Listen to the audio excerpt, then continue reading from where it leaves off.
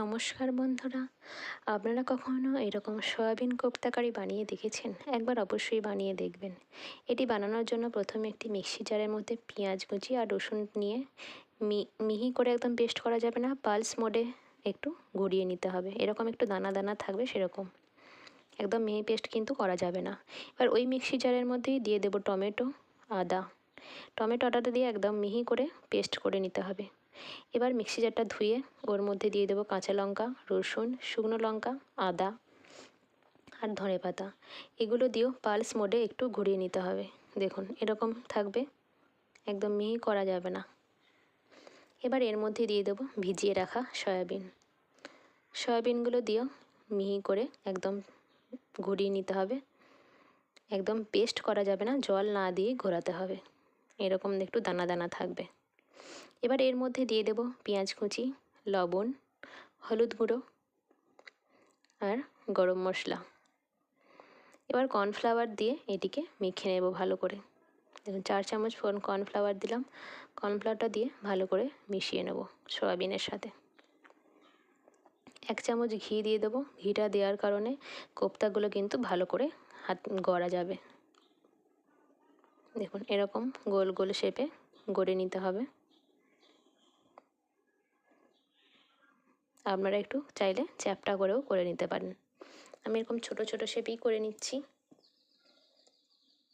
দেখুন সবগুলো কোপ্তা আমার গড়া হয়ে গেছে। এবার এগুলিকে ভেজে নেব।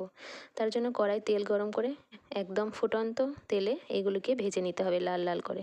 ভাজা হয়ে গেছে আমার, এবার এগুলিকে তুলে নেব। লো ফ্লেমে একটু সময় নিয়েই ভাজতে হবে এগুলোকে। দেখুন সব কোপ্তাগুলো আমার একদম ভাজা রেডি। এবার গ্রেভিটা তৈরি করে নেব। ওই তেলের মধ্যে দিয়ে দেব গোটা গরম মশলা ফোড়ন, একটি তেজপাতা, অল্প হিং আর গোটা জিরে। ফোড়নগুলোকে ভালো করে ভেজে নিয়ে ওর মধ্যে যে পেঁয়াজ আর রসুন আমি একটু ঘুরিয়ে রেখেছিলাম সেইটা দিয়ে দেব। আপনারা চাইলে পেঁয়াজ আর রসুনটা চপারে চপ করে নিতে পারেন। এর মধ্যে দিয়ে দেব হলুদ গুঁড়ো আর কাশ্মীরি লাল লঙ্কার গুঁড়ো। সব কিছু দিয়ে ভালো করে মিশিয়ে নিয়ে দিয়ে দেব টমেটোর পেস্টটা।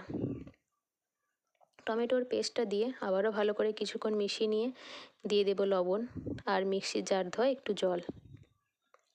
এর মধ্যে দিয়ে দেব জিরে গুঁড়ো আর ধনে গুঁড়ো। মশলা দুটি দিয়ে আবারও ভালো করে অনেকক্ষণ মিশিয়ে নিতে হবে।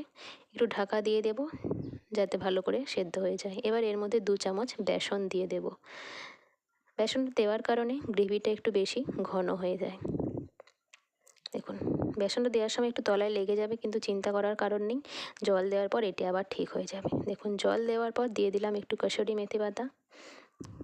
সেটি দিয়ে আবারও ভালো করে মশলাটিকে ফুটিয়ে নিতে হবে। মশলাটি যখন ফুটে উঠবে তখন এর মধ্যে দিয়ে দিতে হবে ভেজে রাখা কোপ্তাগুলো। কোপ্তাগুলো দিয়ে বেশিক্ষণ ফোটানো যাবে না, অল্প 2 মিনিট মতো ঢাকা দিয়ে রান্না করে নিলেই হয়ে যাবে। ওপর থেকে ধনেপাতা কুচি ছড়িয়ে দেবেন।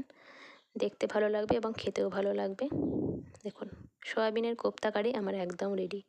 রুটির সাথে বা ভাতের সাথে এটি অবশ্যই খেতে পারেন। অবশ্যই একবার বানিয়ে দেখবেন।